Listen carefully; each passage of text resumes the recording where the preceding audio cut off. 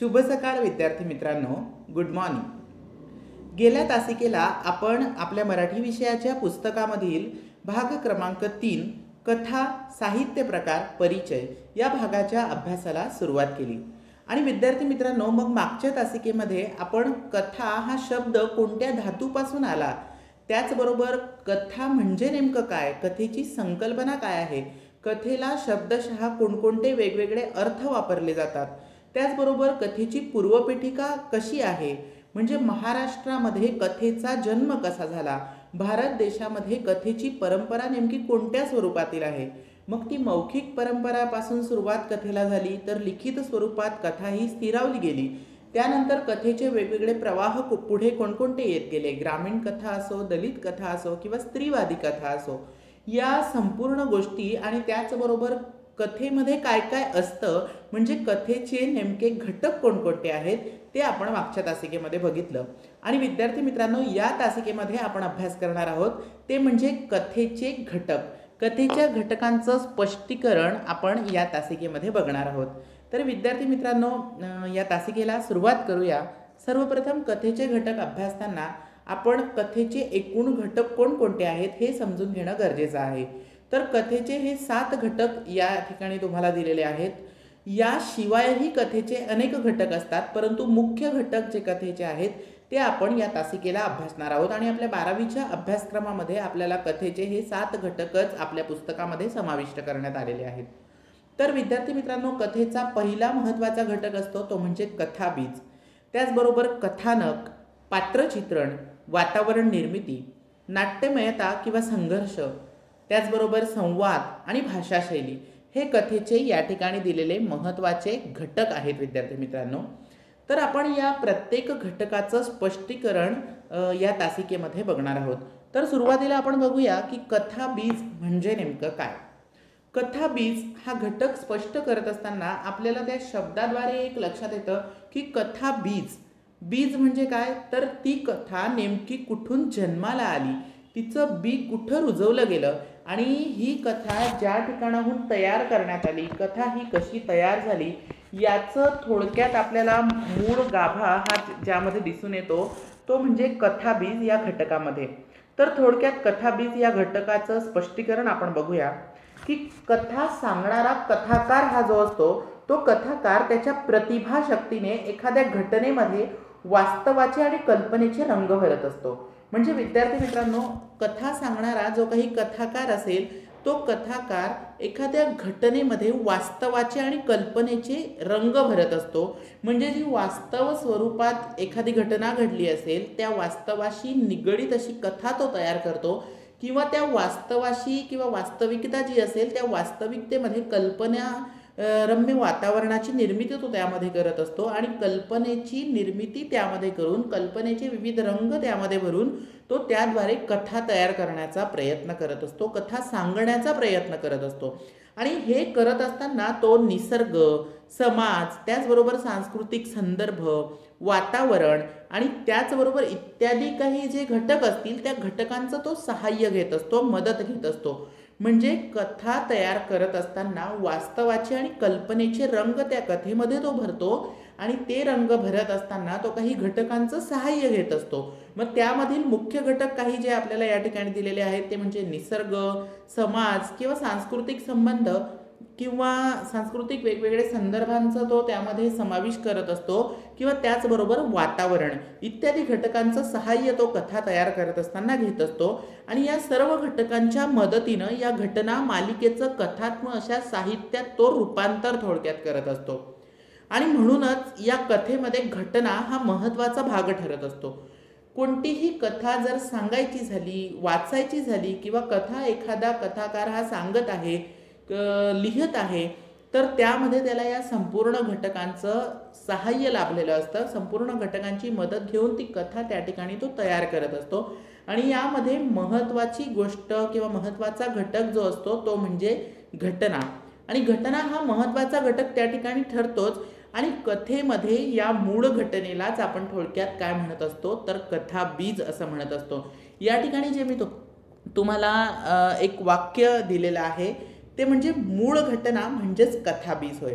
विद्यार्थी मित्रांनो, कथा तयार करत असताना एखाद्या घटनेचं सहाय्य घेतलं जातं आणि त्या घटनेवरून कथा तयार करत असताना विविध घटकांचं त्यामध्ये सहाय्य घेतलं जातं, मदत घेतली जाते आणि या संपूर्ण घटकांच्या एकत्रीकरणातून कथा ही तयार होत असते आणि मुख्य घटना ही त्या कथा तयार होण्याला कारणीभूत असते किंवा त्या घटनेला समोर ठेवून त्यामध्ये वास्तवाचे आणि कल्पनेचे विविध रंग भरून ही कथा तयार केली जाते आणि या मूळ घटनेलाच थोडक्यात कथा बीज असं म्हटलं जातं। आणि म्हणूनच विद्यार्थी मित्रांनो, कथेच्या घटकांमध्ये कथा बीज या घटकाला विशेष असं महत्त्व दिलं गेलेलं आहे। तर कथाबीज हा घटक या ठिकाणी किती महत्त्वाचा आहे ते आपण आता बघितलं। त्याचबरोबर दुसरा महत्त्वाचा घटक जो आपल्याला बघायचा आहे तो म्हणजे कथानक। तर विद्यार्थी मित्रांनो, कथानक हा कथेमधील अतिशय महत्त्वाचा असा घटक आहे।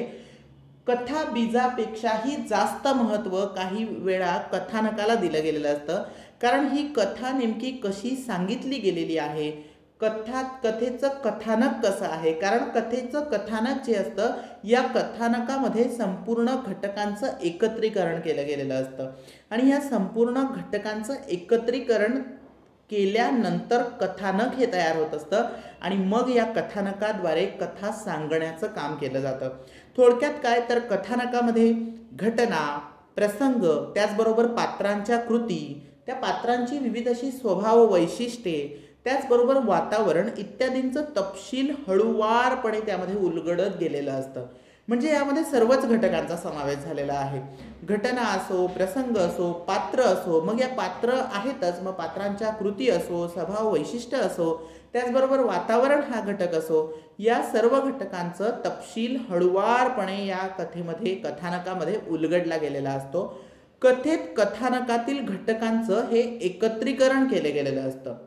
म्हणजे कथा सांगत असताना कथानकातील हे जे वेगवेगळे घटक आहे या घटकांचं एकत्रीकरण केलं जातं आणि या एकत्रीकरणामधूनच कथेची मांडणी आकाराला येत असते आणि कथेची ही जी मांडणी आकाराला येते त्यावरूनच हे कथानक हळूहळू तयार होत असतं। हे कथानक उलगडताना त्यातील प्रवाहीपण सुद्धा जपलं गेलेलं असतं। कथाकाराच्या मनात कथेच्या अनुषंगाने निर्माण झालेला भावाशय हा वाचकांपर्यंत पोहोचवण्यासाठी कथन करणं हे कथानकाचं प्रयोजन असतो। विद्यार्थी मित्रांनो, हे वाक्य अतिशय महत्त्वाचं या ठिकाणी दिलेलं आहे। यावरून तुम्हाला कथानक म्हणजे नेमकं काय हे स्पष्ट होईल की कथा सांगणारा जो कथाकार असतो त्या कथाकाराच्या मनामध्ये कथेच्या अनुषंगाने निर्माण झालेला भावाशय, त्या कथेच्या अनुषंगाने जो निर्माण झालेला भावाशय आहे, म्हणजे त्यामधून जो भावार्थ स्पष्ट होणार आहे, जो आशय स्पष्ट केला जाणार आहे, तो आशय वाचकांपर्यंत पोहोचवण्यासाठी कथन करणं हे कथानकाचं प्रयोजन असतं आणि त्याचमुळे कथानकामध्ये कथन करण्याला विशेष महत्त्व दिलं गेलेलं असतं। कारण कथेमध्ये सांगितलेला अर्थ, भावार्थ, कथेचा मूळ आशय हा वाचकांपर्यंत पोहोचवायचा असेल तर कथन करण्याला विशेष महत्त्व दिलं गेलेलं असतं आणि त्याचं मुख्य प्रयोजन हे कथन करणं किंवा निवेदन करणं हेच त्या ठिकाणी असतं आणि म्हणूनच कथानकामध्ये कथन करण्याला विशेष महत्त्व दिलं गेलेलं असतं। तर फक्त विशेष महत्त्वच दिलं गेलेलं नसतं, त्याचं ते मुख्य असं प्रयोजनच असतं। आणि त्याचमुळे विद्यार्थी मित्रांनो, एक गोष्ट या घटकामध्ये महत्त्वाची लक्षात ठेवायची ती म्हणजे कथानकामध्ये मूळ वेगवेगळ्या घटकांचं एकत्रीकरण केलं जातं आणि कथानकामध्ये मुख्य प्रयोजन हेच असतं की कथन कसं केलं जातं। कथन करण्याला विशेष असं महत्त्व कथानकामध्ये दिलं गेलेलं असतं आणि यामध्ये घटना असो, प्रसंग असो, त्याचबरोबर विशेष वेगवेगळे पात्र असो, मग त्या पात्रांच्या कृती असो, स्वभाव वैशिष्ट्य असो किंवा वातावरण निर्मिती असो, मग वातावरण सुद्धा वेगवेगळ्या स्वरूपातील असतंच, ते वातावरण या घटकामध्ये आपण बघणार आहोतच, परंतु या सर्व घटकांचं एकत्रीकरण हे कथानकामध्ये केलं जातं आणि म्हणून कथानक हा एक वेगळ्या प्रकारचा आणि महत्त्वाचा घटक कथेचा आहे। तर विद्यार्थी मित्रांनो, यानंतरचा महत्त्वाचा घटक जो आपल्याला बघावयाचा आहे तो म्हणजे पात्रचित्रण। पात्रचित्रणाला सुद्धा विशेष महत्त्व कथेमध्ये दिलं गेलेलं असतं, परंतु हे पात्रचित्रण हे वेगवेगळ्या स्वरूपातील असू शकतं।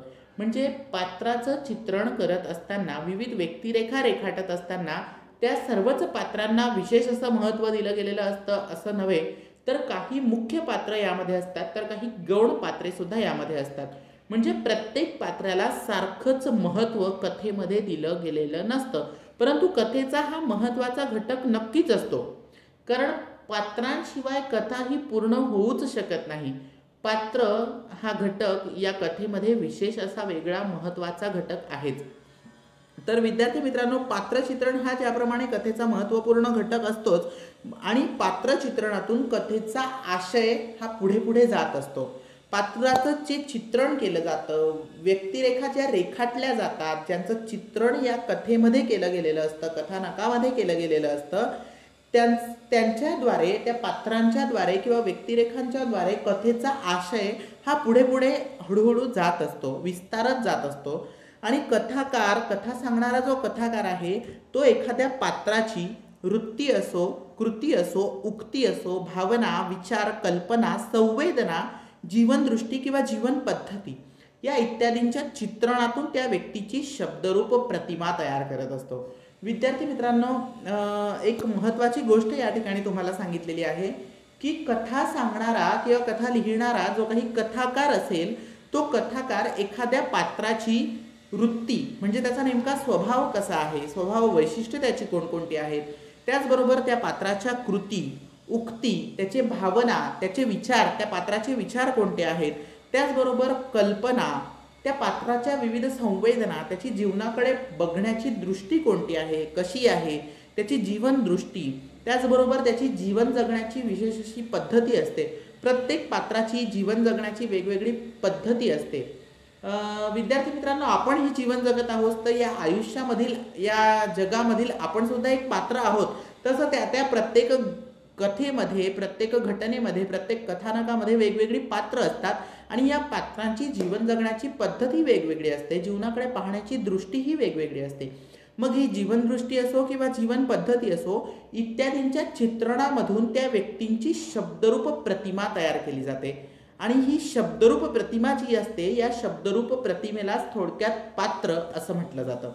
म्हणजे या विविध घटकांच्या माध्यमातून जी शब्दरूप प्रतिमा तयार होते, या शब्दरूप प्रतिमेलाच थोडक्यात पात्र किंवा व्यक्तिरेखा असं म्हटलं जातं. आणि या पात्रचित्रण या घटकाला कथेमध्ये विशेष असं महत्त्व दिलं जातं. त्याचबरोबर एक महत्त्वाची गोष्ट म्हणजे कथेतील पात्रांना वास्तवातील माणसांप्रमाणे रेखाटलं जातं. जसं की मी तुम्हाला आत्ताच म्हटलं की आयुष्यामध्ये आलेलं आपण सुद्धा एक पात्रच आहोत. प्रत्येक मनुष्य हा जीवन जगणारा एक पात्र आहे. त्याची जीवनाकडे पाहणारी एक स्वतंत्र अशी वेगळी जीवनदृष्टी आहे. त्याची प्रत्येकाची जीवन जगण्याची वेगळी वेगळी पद्धत आहे. त्याचप्रमाणे हे कथेतील जे पात्र असतात, या कथेतील पात्रांना वास्तवातील माणसांप्रमाणे रेखाटलं गेलेलं असतं आणि म्हणूनच वाचकांची त्या पात्राशी जवळीक साधली जाते. म्हणजे कथा वाचणारा जो वाचक असेल, त्या वाचकाशी, त्या कथेमधील पात्राशी एक प्रकारची जवळीक साधली जाते. किंवा एखादी कथा आपण ऐकत आहोत किंवा एखादी कथा आपण वाचत आहोत, तर ती कथा वाचत असताना किंवा ऐकत असताना आपल्याला एखादं पात्र हे अतिशय जवळचं वाटायला लागतं. आपल्याला त्यावेळी असं वाटायला लागतं की या कथेतील हे पात्र संपूर्ण माझ्याशी निगडीतच आहे. किंबहुना काही वेळा आपल्याला असं वाटायला लागतं की माझ्या जीवनावर आधारितच ही कथा लिहिली गेलेली आहे. म्हणजे वास्तवाशी त्या कथेतील पात्राची जवळीक त्या ठिकाणी साधण्याचा प्रयत्न कथाकाराने केलेला असतो आणि म्हणूनच त्यावेळी आपल्याला ते पात्र अतिशय जवळचं वाटायला लागतं.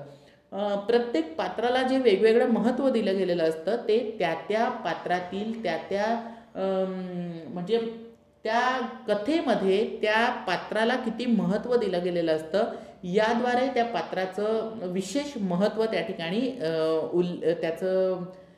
त्याला दिलं गेलेलं असतं. आणि विद्यार्थी मित्रांनो, या शब्दरूप प्रतिमेला ज्याप्रमाणे पात्र असं म्हटलं जातं, त्याचप्रमाणे त्याला वास्तवाशी रेखाटलं गेलेलं असतं. वास्तवातील पात्रांप्रमाणे, आपल्याप्रमाणे, आपल्या जीवनाप्रमाणे त्या ठिकाणी त्या कथेतील पात्राला रेखाटण्याचा प्रयत्न कथाकाराने केलेला असतो आणि म्हणूनच त्या पात्रांशी आपण वेगळी अशी जवळीक साधू शकतो. आणि ही पात्र कथाकाराची स्वनिर्मिती त्या ठिकाणी असतात. म्हणजे इतर पात्रांचा समावेश त्यामध्ये केला जात नाही, तर त्या कथेमध्ये किती पात्र आहेत ते पात्र कमी करणे किंवा ती पात्र वाढवणे हे संपूर्ण स्वातंत्र्य हे त्या त्या कथाकाराला असतं. त्या त्या कथाकारावर अवलंबून ही कथेतील पात्र असतात आणि त्याचमुळे कथाकाराची ही स्वनिर्मिती असते. पात्रांचं चित्रण करणं किंवा पात्र किंवा व्यक्तिरेखा हे कथाकाराची स्वनिर्मिती त्या ठिकाणी असते. आणि विद्यार्थी मित्रांनो, या कथेतील पात्रांचं स्वभाव वैशिष्ट्य असो, त्यांचं वागणं बोलणं असो, जीवनाकडे बघण्याची दृष्टी असो, जीवन जगण्याची पद्धती असो, या सर्वांना कथेमध्ये जे महत्त्व दिलं गेलेलं असतं ते केवळ कथाकारावर अवलंबून असतं. कथाकाराने त्या पात्राला किती महत्त्व दिलेलं आहे त्यावरून त्या कथेतील पात्राचं महत्त्व हे ठरलेलं असतं. आणि म्हणूनच पात्रचित्रण हे सुद्धा कथेचा महत्त्वाचा घटक आहे. त्याचबरोबर पुढचा महत्त्वाचा घटक म्हणजे कथेमधील वातावरण निर्मिती. वातावरणाला कथेमध्ये विशेष असं महत्त्व दिलं गेलेलं असतं. आणि विद्यार्थी मित्रांनो, हे वातावरण हे एकाच पद्धतीचं नसतं. ज्याप्रमाणे आपण आपलं जीवन जगत असतो त्यावेळी प्रत्येक ठिकाणी किंवा प्रत्येक आयुष्यामधील वेगवेगळ्या पॉईंटवर वेगवेगळ्या टर्निंग पॉईंट आपल्या आयुष्यामध्ये येत असतात, किंवा वेगवेगळ्या अवस्था आपल्या जीवन जगण्याच्या असतात. मग आपण बालवयात जे काही रम्य असं वातावरण आपल्याला लाभलेलं असतं, बालपणात जे खोडकरपणा आपण करत असतो, मस्ती करत असतो, ते आपण किशोरावस्थेमध्ये असताना करत नाही, किंवा म्हातारपणा झाल्यावर जो सुज्ञानपणा आपल्यामध्ये आलेला असतो तो आपल्याला लहानपणी नसतो. तर या जीवन जगण्याच्या ज्या वेगवेगळ्या माणसाच्या अवस्था असतात त्याचबरोबर त्याचं वातावरण सुद्धा बदलत जातं. त्याचबरोबर कथेमधील पात्रांची वातावरण निर्मिती सुद्धा वेगवेगळी असते. त्या त्या घटनेनुसार त्या त्या कथेतील वातावरण हे बदलतच गेलेलं असतं. आणि विद्यार्थी मित्रांनो, आपण मागच्या तासिकेमध्ये बघितलं की कथेमध्ये स्थळाला आणि काळाला विशेष महत्त्व दिलं गेलेलं असतं. स्थळ आणि काळ हे बघून ती कथा त्या ठिकाणी तयार झालेली असते. कथेमध्ये स्थळ आणि काळ याला विशेष असं महत्त्व दिलं गेलेलं असतं. परंतु या स्थळ आणि काळाबरोबरच वेगवेगळे वातावरण निर्मिती सुद्धा यामध्ये केली गेलेली असते. मग ती सामाजिक असो, भौगोलिक असो, सांस्कृतिक असो किंवा राजकीय असो, इत्यादींनी युक्त वातावरण कथेमध्ये असू शकतं. मग प्रत्येक कथेमध्ये एकाच पद्धतीचं वातावरण असतं का? तर नाही. किंवा कथेमध्ये सुद्धा ती कथा कशी विस्तारत जात आहे त्याबरोबर त्या कथेतील वातावरण सुद्धा बदलत गेलेलं आपल्याला दिसून येत असतं. कथेमध्ये स्थळ काळाबरोबरच हे वेगवेगळ्या घटकांना जसं महत्त्व दिलं गेलेलं आहे, या घटकांनी युक्त असं वातावरण त्या ठिकाणी असतं. सामाजिक असो, भौगोलिक असो, सांस्कृतिक असो किंवा राजकीय असो. आणि या वातावरणाचा विद्यार्थी मित्रांनो कथा वाचणाऱ्या वाचकावर परिणाम होत असतो. आणि वाचकावर त्या वातावरणाचा परिणाम होऊन त्या कथानकाशी तो एकरूप होत असतो. म्हणजे नेमकं त्या कथेमध्ये कशा प्रकारचं वातावरण दिलेलं आहे त्या वातावरणाशी तो आपोआप एकरूप होत जातो आणि त्या वातावरणामध्ये तो आपोआप स्वतःला त्या ठिकाणी बघायला लागतो. वातावरणाचा पट हा जितका सघन तितकी ती कथा अधिकाधिक काय होत जाते तर अधिकाधिक सकस होत जाते. आणि म्हणूनच वातावरण या घटकाला कथेमध्ये महत्त्व दिलं गेलेलं असतं. वातावरणाचा हा जो पट असतो तो राजकीय असो, सामाजिक असो, सांस्कृतिक असो किंवा भौगोलिक असो किंवा स्थळ आणि काळाला विशेष महत्त्व दिलं गेलेलं असतो. जितका तो सघन असेल तितकीच कथा ही अधिकाधिक सकस होत जाते, अधिकाधिक व्यापक सुद्धा होत जाते. आणि म्हणूनच विद्यार्थी मित्रांनो ॲटमॉस्फिअर किंवा वातावरण या घटकाला कथेमध्ये महत्त्व दिलं गेलेलं आहे. त्याचबरोबर पुढचा घटक म्हणजे नाट्यमयता किंवा संघर्ष. विद्यार्थी मित्रांनो, प्रत्येक कथेमध्ये नाट्यमयता ही असतेच असते. प्रत्येक कथेमध्ये संवाद हा साधलेला असतो. कथेचे सुद्धा वेगवेगळे प्रकार पडतात. तर त्या पद्धतीनं काही कथेमध्ये काही ठिकाणी आपल्याला संवाद हा दिला गेलेला नसतो. त्याची निवेदन शैली कथा सांगण्याची ही कधी कधी वेगळी असू शकते. परंतु कथेमध्ये नाट्यमयतेला आणि संघर्षाला विशेष असं महत्त्व हे दिलं गेलेलं असतं. कथेमध्ये मग जो संघर्ष असतो किंवा जी नाट्यमयता असते तो संघर्ष हा चांगल्याचा आणि वाईटाचा सुद्धा असतो. म्हणजे कथेमध्ये फक्त वाईटालाच महत्त्व दिलं गेलेलं आहे किंवा वाईट नाट्यमय निर्मिती त्यामध्ये केली गेलेली आहे किंवा चांगल्याच घटनांचा उल्लेख कथेमध्ये केला गेलेला आहे. संघर्ष हा कथेमध्ये दाखवलाच गेला नाहीये असं होऊ शकत नाही. तर कथेत चांगल्या आणि वाईट या दोघांचा संघर्ष त्या ठिकाणी दाखवलेला असतो आणि त्यातूनच नाट्यमयता निर्माण होत असते. म्हणजे कथेमध्ये चांगल्या वाईटाचा संघर्ष असतो आणि या संघर्षातूनच नाट्यमयता येत असते, नाट्याची निर्मिती त्या ठिकाणी होत असते. आणि या संघर्षामधूनच या नाट्यमयतेमधूनच एक उत्कर्ष बिंदूपर्यंत कथा ही पोहोचत असते. त्या नाट्यमयतेतून कथा ही एका उत्कर्ष बिंदूपर्यंत पोहोचण्याचा प्रयत्न करते आणि कथेमध्ये प्रत्येक वेळी संघर्ष किंवा नाट्य हे वाईट घटनांचंच असतं असं नाही, तर आनंद आणि सुखात्मक घटनांतूनही नाट्यमयता ही निर्माण होऊ शकते किंवा निर्माण होते. म्हणजे काय थोडक्यात, तर चांगल्या आणि वाईट या दोन्ही घटनांचं नाट्य हे कथेमध्ये दिलं गेलेलं असतं. म्हणजे ज्याप्रमाणे आपण एखादं नाटक बघत असतो, तर एखादं नाटक हे शोकात्मिक असतं, जिला आपण शोकात्मिका असं म्हणतो, ट्रॅजेडी असं म्हणतो, किंवा एखादं नाटक हे सुखात्मिक असं असतं. तर विद्यार्थी मित्रांनो, त्याचप्रमाणे कथा ही सुद्धा चांगल्या आणि वाईट या दोघांचं मिश्रणही असू शकते आणि मध्ये आनंद आणि सुखात्मक घटनांमधून सुद्धा नाट्यमयता होते. त्याचबरोबर वाईट घटनांच्या आधारावर सुद्धा कथा ही अनुभवलेली असतेच. आणि विद्यार्थी मित्रांनो, कथेच्या शेवटी कथेतील अनुभवांचा, घटनांचा उत्कर्ष बिंदू हा नाट्यपूर्ण रीतीनं साधला गेलेला असतो. म्हणजे कथेमध्ये आलेले विविध असे अनुभव किंवा कथेमधील विविध अशा घटना, या घटनांचा जो एकत्रित झालेला उत्कर्ष बिंदू असेल, तो उत्कर्ष बिंदू नाट्यमय पूर्ण रीतीने साधला गेलेला त्या ठिकाणी असतो. पण तरीसुद्धा कथानकाच्या ओघात स्वाभाविकपणे झालेला शेवट हा वाचकाला आकर्षित करीत असतो.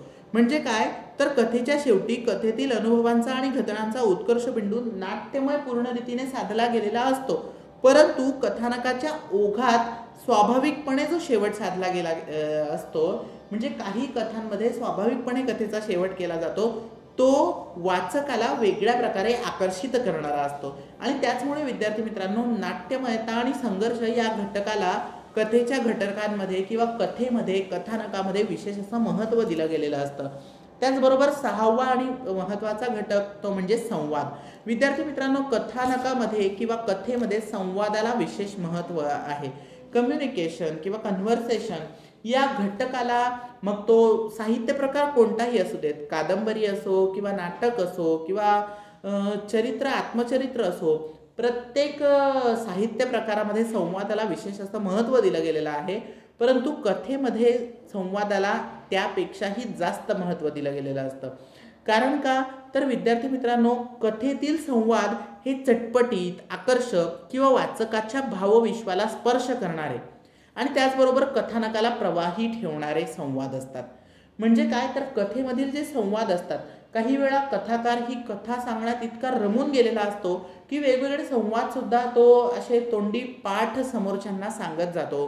किंवा कथेमध्ये काही संवाद हे असे लिहिले गेलेले असतात की केवळ त्या संवादांवर आधारितच ती कथा अशी तयार केली गेलेली असते आणि ती आपोआप वाढत जाते आणि वाचकाला सुद्धा ती वाचावीशी वाटत राहते. तर का, तर या कथेमधील संवाद हा घटक जो आहे, कथेमधील जे संवाद आहे ते चटपटीत असतात, आकर्षक असतात किंवा वाचणाऱ्या वाचकाच्या भावविश्वाला ते स्पर्श करणारे असतात आणि कथानकाला प्रवाही किंवा जिवंत ठेवणारे संवाद या कथेमध्ये असतात. आणि त्याचमुळे हे जर जिवंत ठेवणारे संवाद कथेमध्ये आलेले असतील तर ती कथा आपल्याला ऐकावीशीच वाटत राहते किंवा वाचावीशीच वाटत राहते आणि वाचक हा आपोआप त्या कथेमध्ये किंवा कथेच्या वाचनामध्ये रमून जात असतो. तर विद्यार्थी मित्रांनो, परंतु हे जे कथेतील संवाद आहे ते त्या कथेमधील पात्रांच्या स्वभाव धर्मानुसार व परिस्थितीजन्य घटकांनुसार साधले गेलेले असतात. म्हणजे कथेमधील संवाद हे त्या कथेमधील पात्रांच्या स्वभाव धर्मानुसार किंवा त्या परिस्थितीनुसार, परिस्थितीजन्य घटकांनुसार किंवा घटनांनुसार संवाद साधले गेलेले असतात किंवा संवाद हे लिहिले गेलेले असतात. आणि या संवादामध्ये एक प्रकारची लय व आंतरिक संगती महत्त्वाची असते. म्हणजे कथेमध्ये संवाद हा साधला गेलेला असतोच, परंतु या संवादाला एक वेगळं असं महत्त्व त्या ठिकाणी दिलं गेलेलं असतं. या संवादाला एक विशिष्ट अशी लय असते किंवा आंतरिक अशी संगती त्यामध्ये समावेश त्याचा केला गेलेला असतो. आंतरिक संगती जर या संवादामध्ये असेल, विशिष्ट अशी लय त्या संवादाला असेल, तर तो संवाद आपल्याला अधिक जवळचा वाटायला लागतो. वाचकाला तो अधिक त्या कथा वाचण्यासाठी प्रवृत्त करत असतो किंवा वाचक त्या कथेतील संवादाकडे अधिक आकर्षक होत जातो आणि आपोआप ती कथा ही विस्तारत जात असते. तर विद्यार्थी मित्रांनो, या संवादामधूनच रस निर्मिती आणि रस परिपोष सुद्धा होत असतो. आणि त्याचबरोबर अर्थपूर्ण संवाद हा कथेला वेगळी उंची प्राप्त करून देत असतो. म्हणजे कथेमध्ये संवाद हा साधला गेलेला असतोच. तो चटपटीत असतो, आकर्षक असतो, वाचकाच्या भावविश्वाला सुद्धा स्पर्श करत असतो किंवा कथानकाला प्रवाही ठेवणारा तो संवाद त्या ठिकाणी असू शकतो. त्याला विशिष्ट अशी लय असू शकते, आंतरिक संगती महत्त्वाची या संवादामध्ये असते. परंतु सगळ्यात महत्त्वाचं म्हणजे जो संवाद या कथेमध्ये साधला गेलेला असेल तो संवाद हा अर्थपूर्ण असला पाहिजे. अर्थपूर्ण संवाद जर असेल तर तो त्या विशिष्ट कथेला वेगळी अशी उंची प्राप्त करून देत असतो. आणि म्हणूनच वेगळी अशी उंची त्या कथेला प्राप्त करून द्यायची असेल तर कथेतील संवाद हा अर्थपूर्ण असला पाहिजे आणि त्याला विशिष्ट अशी लय त्या ठिकाणी असली पाहिजे. अशा प्रकारे कथेमध्ये संवाद किंवा कम्युनिकेशन हा घटक तितकाच महत्त्वाचा ठरतो. आणि सातवा व शेवटचा महत्त्वाचा घटक तो म्हणजे भाषाशैली. भाषेला सुद्धा विशेष असं महत्त्व कथेच्या घटकांमध्ये दिलं गेलेलं असतं. कथेमध्ये किंवा कथानकामध्ये भाषाशैली या घटकाला अतिशय महत्त्व लाभलेलं आहे. मग विद्यार्थी मित्रांनो, ही भाषा कोणत्याही स्वरूपातील असो, ती प्रमाण भाषा असो किंवा बोलीभाषा असो, या सर्व भाषांची सरमिसळ ही कथेमध्ये केली गेलेली असते. थोडक्यात काय तर कथानक हे भाषेच्या मदतीनंच साकार झालेलं असतं. कथेचं जे कथानक आहे म्हणजे कथेमधील जो महत्त्वाचा घटक आपण बघितला कथानक, दुसरा महत्त्वाचा घटक, या कथानकाला विशिष्ट असं बनवण्यासाठी किंवा कथानक हे विस्तारण्यासाठी कथानकाला भाषेच्या मदतीनंच त्या ठिकाणी साकार केलं गेलेलं असतं. आणि कथेतील पात्रांच्या स्वभाव वैशिष्ट्यांनुसार आणि त्याचबरोबर कथेतील वातावरणानुसार त्या भाषेची योजना केली गेलेली असते. म्हणजे त्या कथेमधील वातावरण नेमकं कसं आहे, ती कथा ही म्हणजे वातावरणामध्ये कशाला महत्त्व दिलं गेलेलं असतं हे आपण बघितलं. वातावरणामध्ये स्थळ, काळ या घटकांना विशेष महत्त्व दिलं गेलेलं असतं. मग ही कथा कुठे घडली, त्याचा काळ कोणता होता, त्यानुसार त्या वातावरणाची निर्मिती त्या ठिकाणी केलेली असते आणि त्या वातावरणानुसार, त्या स्थळ काळानुसार त्या ठिकाणची ती भाषा योजलेली असते. म्हणजे एखादी घटना ही पूर्वी प्राचीन काळात घडून गेलेली आहे आणि त्यावर आधारित एखादा कथाकार आत्ता कथा तयार करत असेल तर त्या कथेचं वातावरण हे प्राचीन काळातीलच असलं पाहिजे आणि मग आपोआप भाषा ही सुद्धा त्या काळातील त्या ठिकाणी वापरली गेलेली पाहिजे. आणि म्हणूनच कथेमधील भाषा ही कथेतील त्या पात्रांच्या स्वभाव वैशिष्ट्यांनुसार तर असतेच असते, परंतु वातावरण या घटकावर आधारित सुद्धा ही भाषा ठरवली गेलेली असते. त्यानुसारच भाषेची योजना कथेमध्ये केली गेलेली असते.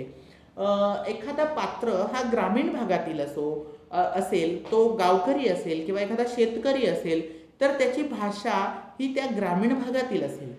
मग तो भाग कोणता आहे, त्याचं वातावरण नेमकं कोणतं आहे, तो पात्र कोणत्या प्रदेशातील आहे, मग तो मराठवाड्यातील असो, तो विदर्भातील असो, तो खानदेशातील असो, त्या विभागानुसार, त्या प्रदेशानुसार त्या पात्राची जी बोलीभाषा असेल ती बोलीभाषा या कथेमध्ये उतरवली गेलेली पाहिजे आणि त्यानुसारच भाषेची योजना ही कथेमध्ये केली गेलेली असते.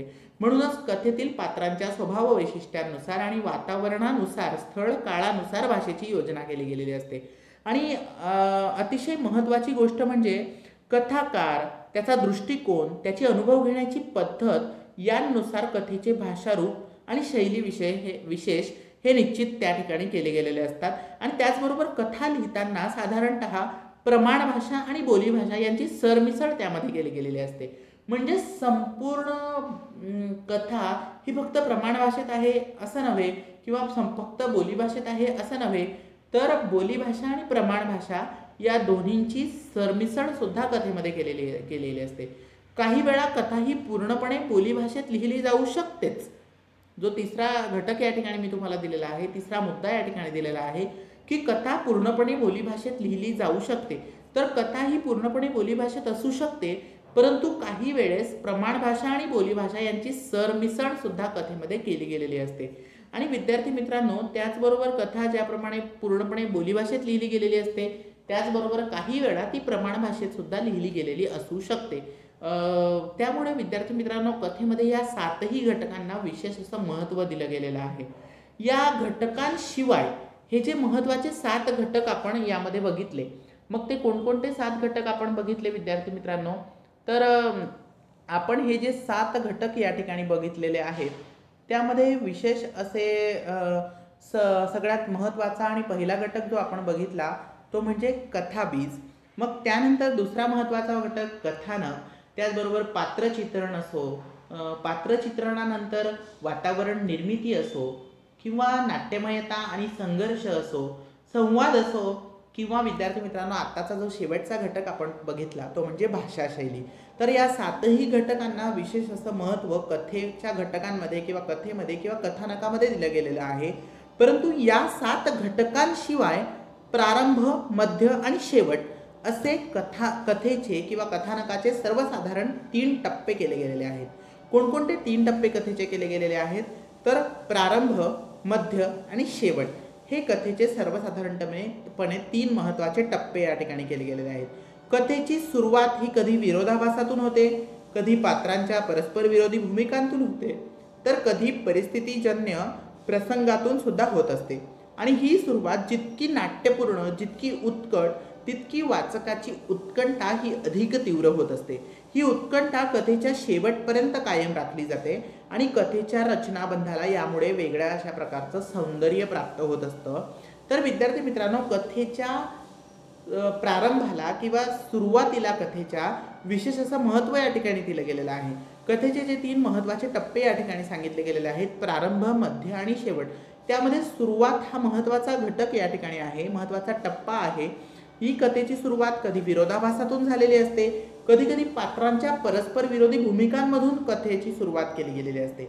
काही वेळा त्या परिस्थितीचा उल्लेख करून किंवा परिस्थिती लक्षात घेऊन परिस्थितीजन्य प्रसंगांमधून, घटनांमधून कथेची सुरुवात केली गेलेली असते। मग ही सुरुवात कधी नाट्यपूर्ण सुद्धा असू शकते, तर कधी ही सुरुवात उत्कट अशी किंवा वाचकाची उत्कंठा वाढवणारी सुद्धा असू शकते आणि त्यामुळे वाचकाची उत्कंठा ही अधिकाधिक तीव्र सुद्धा होत जाते आणि ही उत्कंठा कथेच्या शेवटपर्यंत अशीच कायम राखली गेलेली असते। कथेच्या रचनाबंधाला यामुळे वेगळ्या अशा प्रकारचं सौंदर्य सुद्धा प्राप्त होत जातं आणि म्हणून विद्यार्थी मित्रांनो, या 7 घटकांशिवाय कथेचा प्रारंभ, मध्य आणि शेवट या 3 टप्प्यांना सुद्धा कथेमध्ये विशेष असं महत्त्व असतं। कथा लेखनामध्ये या कथेच्या घटकांबरोबरच शीर्षकाचं महत्त्व सुद्धा अनन्यसाधारण आहे। विद्यार्थी मित्रांनो, कोणतीही कथा आपण ज्यावेळी वाचतो, ज्यावेळी एखादी कथा लिहिली गेलेली असते, त्यामध्ये त्या कथेच्या शीर्षकाला विशेष असं महत्त्व असतं। हे कथेचं शीर्षक हे त्या कथाकाराने त्या कथेमध्ये महत्त्वाचा मुद्दा कोणता सांगितलेला आहे, त्या कथेमधून त्याला लोकांपर्यंत, वाचकांपर्यंत कोणता विचार पोहोचवायचा आहे, ती कथा सांगण्याचा त्याचा महत्त्वाचा उद्देश कोणता आहे, महत्त्वाचा हेतू कोणता आहे, त्यावर आधारित त्याने त्या कथेचं शीर्षक योजलेलं असतं। आणि म्हणूनच कथा वाचत असताना किंवा कथा लिहित असताना कथेच्या शीर्षकाला साधारण महत्त्व दिलेलं असतं, इम्पॉर्टन्स त्या ठिकाणी दिला गेलेला असतो। सूचक व अर्थपूर्ण शीर्षक कथेचा आशय उलगडण्यास मदत करत असतं। म्हणजे विद्यार्थी मित्रांनो, एखादी कथेचं शीर्षक आपण वाचलं की त्या कथेचं शीर्षक वाचल्याच आपल्याला काही गोष्टी त्या ठिकाणी स्पष्ट होत असतात। या का स्पष्ट होत असतात? तर कथेचं शीर्षक हे विशिष्ट समर्पक शीर्षक त्या ठिकाणी दिलं गेलेलं असतं। सूचक आणि अर्थपूर्ण हे शीर्षक असतं आणि सूचक व अर्थपूर्ण जर शीर्षक असेल तर त्या शीर्षकाद्वारे आपल्याला कथेचा आशय उलगडण्यास थोडंसं सहाय्य होत असतं किंवा मदत होत असते। वाचकाला आपोआप ते कथेचं शीर्षक वाचल्यानंतर थोडक्यात त्या ठिकाणी त्याला स्पष्ट होत असतं की या कथेमध्ये कोणता विचार मांडलेला असेल, ही कथा सांगण्याचा कथाकाराचा उद्देश कोणता असेल, हेतू कोणता असेल आणि त्याचमुळे कथेमध्ये कथेच्या शीर्षकाला अनन्यसाधारण महत्त्व दिलं गेलेलं आहे। आणि म्हणूनच विद्यार्थी मित्रांनो, हे घटक आपण सर्वांनी लक्षात घेणं गरजेचं आहे, कारण या संपूर्ण घटकांशिवाय कथा ही पूर्णत्वास जाऊच शकत नाही। या घटकांचं सहाय्य घेऊनच कथा ही तयार होत असते, किंबहुना या घटकांच्या एकत्रीकरणातूनच कथा ही तयार केली गेलेली असते। या घटकांच्या एकत्रीकरणातूनच कथा ही अधिक विस्तारत जातो आणि कथा ही सांगत जातो, कथा ही उलगडत जात असतो आणि त्यावेळीच त्या कथेला वेगळं असं विशेष महत्त्व प्राप्त झालेलं असतं। आणि म्हणूनच कथेमध्ये या 7 घटकांबरोबरच कथेच्या प्रारंभाला, मध्याला आणि शेवटाला सुद्धा तितकंच महत्त्व असतं। त्याचबरोबर कथेच्या शीर्षकाला सुद्धा अनन्यसाधारण असं महत्त्व दिलं गेलेलं असतं। आणि म्हणूनच विद्यार्थी मित्रांनो, या तासिकेमध्ये मी जे कथेचे घटक तुम्हाला सांगितले तो प्रत्येक घटक आपल्याला स्पष्ट करून घेणं किंवा स्वतः समजून घेणं हे अत्यावश्यक आहे. जाता जाता मी एक सुविचार तुम्हाला या ठिकाणी सांगणार आहे. विद्यार्थी मित्रांनो, प्रत्येक तासिकेला एक चांगला असा विचार मी आपल्यासमोर मांडत असतो. या प्रत्येक विचाराचं तुम्ही आपल्या जीवनामध्ये अवलंब करा.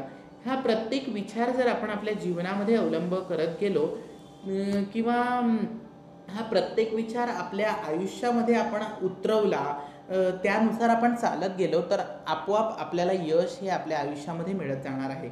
विद्यार्थी मित्रांनो, या ठिकाणी जो सुविचार या ठिकाणी सांगितला गेलेला आहे तो असा की जर उद्या पर्वत निर्माण करायचा असेल तर आज दगड जमवायला सुरुवात करा.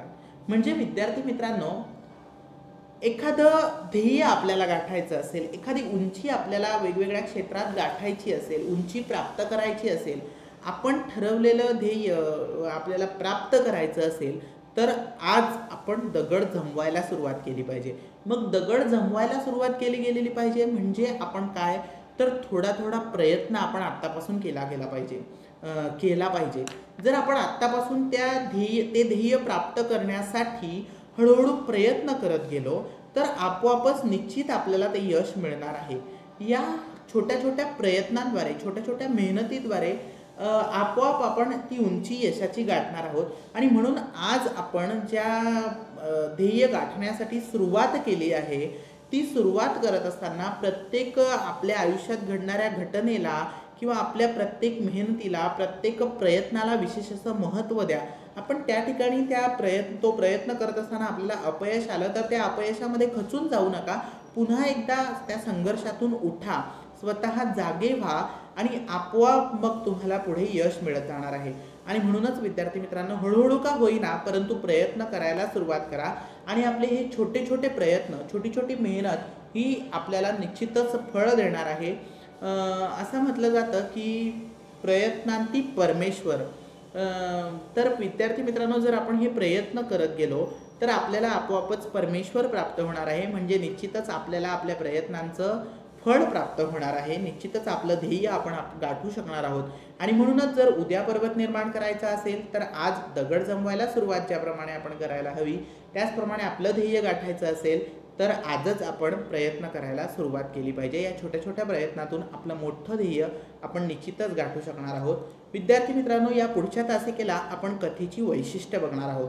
कथेची वैशिष्ट्ये नेमकी कोणकोणती आहेत आणि त्या प्रत्येक वैशिष्ट्याचं स्पष्टीकरण सुद्धा आपण पुढच्या तासिकेला बघूयात. धन्यवाद विद्यार्थी मित्रांनो. Thank you very much and have a good day, have a nice day. Thank you very much.